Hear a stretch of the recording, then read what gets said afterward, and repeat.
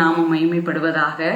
பெண்களின் காலை தியானத்தின் மூலமாக எல்லா சகோதரிகளையும் சந்திப்பதில் கர்த்தருக்குள் மிகுந்த மகிழ்ச்சி. இந்த நாளின் சிந்தனைக்காக மத்தேயு எழுதின சுவிசேஷம் 19ஆம் அதிகாரம் 26வது வசனத்துல இயேசு அவர்களை பார்த்து, மனுஷரால் இது கூடாததுதான், தேவனாலே எல்லாம் கூடும் என்றார். தேவனால் எல்லாம் கூடும் என்று சொன்னவர் ஆண்டவர். அவர் மனிதனாய் இந்த பூமியில் இருக்கும் பொழுது சீசர்களை பார்த்து, ஐஸ்வர்யவான் ரட்சிக்கப்படுவது கடினம் என்று அவர்கள் நினைக்கும் போது, அது மனிதர்களால் கூடாது, அது தேவனால் கூடும் என்று சொல்லி அவர் சொல்லுகிறார். அப்ப ஆதியாகமத்தில் நம்ம 1:1 வாசிக்கிறோம், ஆதியில் தேவன் வானத்தையும் பூமியையும் சிருஷ்டித்தார் என்று சொல்லி பார்க்கிறோம். அப்ப தேவன் அவர் வானத்தில் இருக்கிறார், அவர் சர்வ சிருஷ்டிக்கும் எஜமானனாய் இருக்கிறார். அவரால் செய்யக்கூடாத காரியம் ஒன்றுமில்லை, எல்லாம் அவரால் கூடும். அதைதான் தேவனிடத்திலிருந்து வந்த குமாரன் அவர் அதை அங்க என்ன செய்கிறார், அந்த தெய்வத்துவத்தை அங்க வெளிப்படுத்துகிறதை பார்க்க முடியும். நம்மளோட வாழ்க்கையில கூட கடந்த காலத்துல தேவன் தந்ததான வாக்குத்தத்தங்கள் நம்மளிடத்துல நிறைவேறாமல் இருக்கும் என்று சொல்லி நாம் சஞ்சலப்படும் போது, வருத்தப்படும் போது, ஒருவேளை அப்படி நாம் நினைக்க கூடுமானால் இந்த வருடத்துல தேவன் அதை செய்து முடிக்க அவர் வல்லமை உள்ளவர். காரணம், தேவனால் எல்லாம் கூடும் என்பதை அவர் நமக்கு வெளிப்படுத்தி இருக்கிறார். நம்ம அவர் சிருஷ்டி கர்த்தராய் இருக்கிறார் இல்லையா, ஆண்டவர் நமக்கு சகலத்தையும் வெளிப்படுத்தி கொடுக்கிறவர். அப்ப ஆதியாகமம் 18ஆம் அதிகாரம் 14வது வசனத்துல கர்த்தரால் ஆகாத காரியம் உண்டோ அப்படிங்கிற ஒரு கேள்வியோடு கூட கர்த்தர் ஆபிரகாமிடம் கேட்கிறார். காரணம், ஆபிரகாமுக்கு தேவன் வாக்கு பண்ணி இருந்தார், பிள்ளையை தருவேன் என்று சொல்லி. அப்போ தாமதம் ஆகும்போது தேவன் அந்த கேள்வியை அங்க எழுப்புகிறத நம்ம பார்க்க முடியும். அப்ப வாக்குத்தத்தம் செய்த தேவன் அந்த வாக்குத்தத்தத்தை விசுவாசிக்க வேண்டும் என்று நம்மளிடத்துல விரும்புகிறார். அதை செய்து முடிக்க அவர் வல்லமை உள்ளவராய் இருக்கிறார்.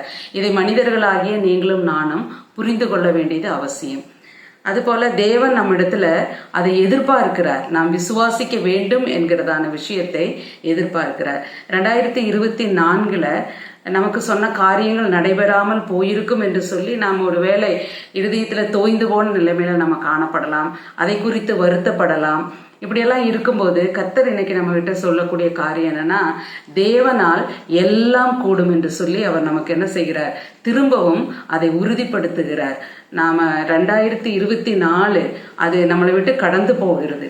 அப்ப 25க்குள் பிரவேசிக்கும் போது ஆண்டவர் சொல்கிறார், பக்தன் இப்படியாக பாடுகிறார், கடந்ததை நினைத்து கலங்காதே, நடந்ததை மறந்து விடு, கர்த்தர் புதியன செய்திடுவார், இன்றே நீ காண்பாய் என்று சொல்லுகிறார்.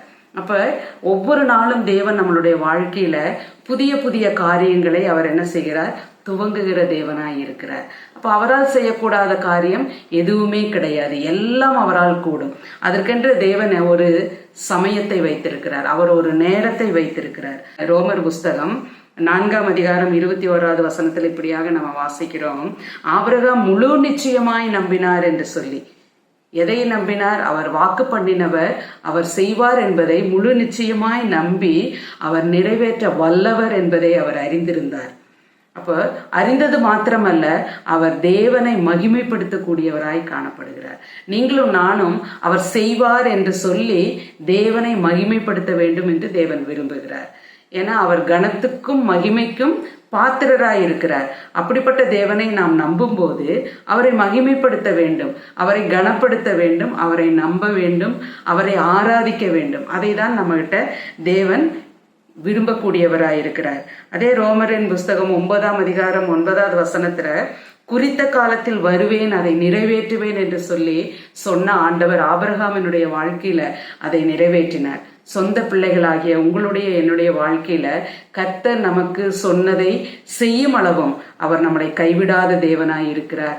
குறித்த நேரம் வரும் பொழுது, குறித்த காலம் வரும் பொழுது அவர் எல்லாவற்றையும் செய்யக்கூடிய தேவனாய் இருக்கிறார். நம்ம புதிய ஏற்பாடானாலும் சரி, பழைய ஏற்பாடானாலும் சரி, அநேக விஷயங்களை நம்ம பார்க்க முடியும். கர்த்தர் செங்கடலை பிளந்து வழியொருக்கக்கூடிய தேவனாய் இருக்கிறார். அவரை நம்புகிறவர்களை தேவன் கைவிடாத தேவனாய் இருக்கிறார். இதெல்லாம் நம்ம வாசித்திருக்கிறோம். ஆனாலும் சோர்ந்து போகக்கூடிய ஒரு நிலைமைக்குள்ள நம்ம தள்ளப்பட்டு போகிறோம் இல்லையா? அப்ப கர்த்தர் இன்னைக்கு சொல்றாரு, மனிதர்கள் நினைத்தால் எதையும் சாதிக்க முடியாது. ஆனால் நான் ஆராதிக்கக்கூடிய தேவன் அவர் சர்வ வல்லமை உள்ளவராயிருக்கிறார். சகலத்தையும் சிருஷ்டித்தவராயிருக்கிறார்.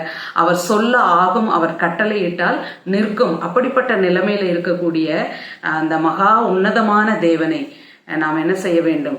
நம்ப வேண்டும், விசுவாசிக்க வேண்டும், அவரை மகிமைப்படுத்த வேண்டும், அவரை ஆராதிக்க வேண்டும். அப்படி நாம் செய்யும் பொழுது எல்லாவற்றையும் அவர் செய்து முடிக்க போதுமானவராயிருக்கிறார். கர்த்தர் எனக்காக யாவையும் செய்து முடிப்பார் என்று சங்கீதக்காரன் சொன்னது போல நீங்களும் நானும் அந்த நம்பிக்கையோடு ஜீவிக்க கர்த்தர் நமக்கு உதவி செய்வாராக. அப்படிப்பட்ட வாக்குத்தத்தம் தந்த தேவனை நாம் மனதார துதித்து ஆராதித்து அவருடைய நாமத்தை இன்றும் என்றும் சதா காலமும் மகிமைப்படுத்துவோம். அவருடைய நாமம் மகிமைப்படுவதாக. ஆமேன்.